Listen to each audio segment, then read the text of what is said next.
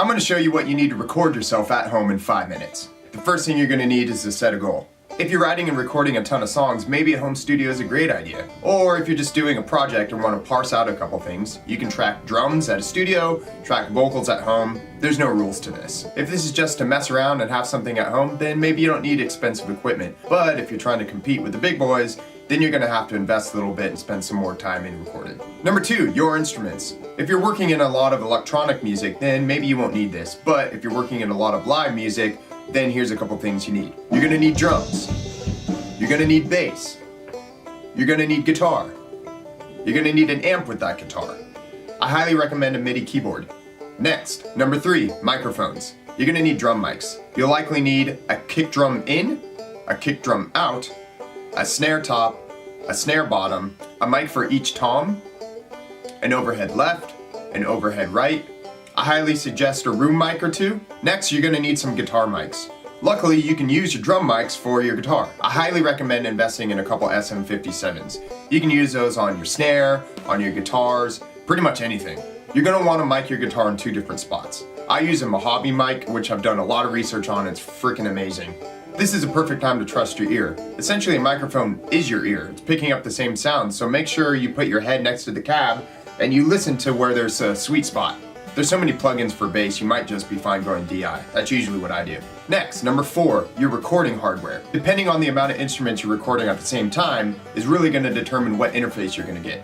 You could combine multiple interfaces. This is the perfect time to use what you got. I bought an Apollo Twin and combined it with my old M-Box Pro and used that in combination with this Behringer 8-channel.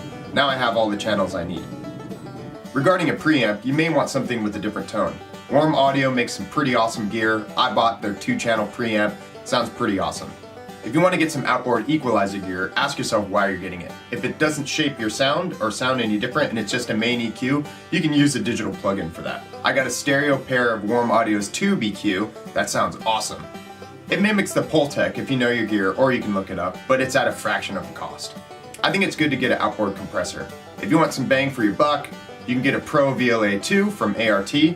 It's a tube compressor, so it's going to shape your sound a bit. Just keep in mind any gear you're buying, make sure it serves a purpose. Next, number 5, your software. You're going to need a DAW or workstation. In my case, I use Pro Tools, but I know other people use different things, so it's fine. Use whatever you like. Along with your workstation, you're going to want some plugins. Digital plugins are going to help clean things up, shape your sound, and have an overall good mix. There's a couple plugins that are cheap, there's a couple that are expensive. Some plugins have subscription models like Slate Digital.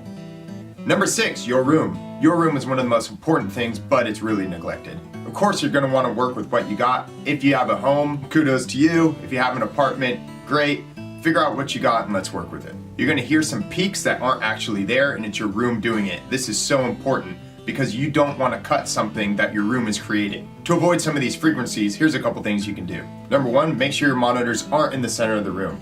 You're not going to want them to be in the center as far as depth goes or height. There's a couple articles out there on this, but basic rule of thumb is make sure that your monitor tweeters are at ear level. If you move your monitors back about 38% the length of your room, you should be in a good spot.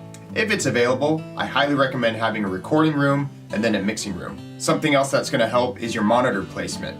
There's another general rule of thumb that you're going to want your monitors about 5 feet away from each other, and then have a triangle. You have your monitors, and then they go back behind your ear, and the point of the triangle should hit just behind here. That's going to give you your best sound for your ears to hear stereo. So we've been talking about monitor placement, but let's talk about actually buying monitors. You want your monitors to be a perfect representation of what's going on. Sometimes monitors will produce some crazy sounds that aren't actually there. That's why you go to your car and you hear something, and you're like, what the f happened? If you don't have a ton of money, don't get outboard gear, get yourself some good monitors. I bought some Adam A7Xs and it's the best purchase I could have made. Whatever you hear on your monitors, you want it to translate to your car, to your phone, to Alexa. A banana is an edible fruit. And last section, number 8, your computer and storage. Depending on how many tracks you're recording and how many plugins you're running, you don't want to run into this buffering problem. You know that annoying little pop-up that comes up from Pro Tools? To avoid that, you're going to want a fast enough computer. Memory is a different subject. I highly recommend getting an external drive and saving everything on that. And there it is in 5 minutes. I hope you guys enjoyed this. I hope it was useful. If it was, I plan on making some more videos, so if you want to subscribe, please do so and get out there and make some music.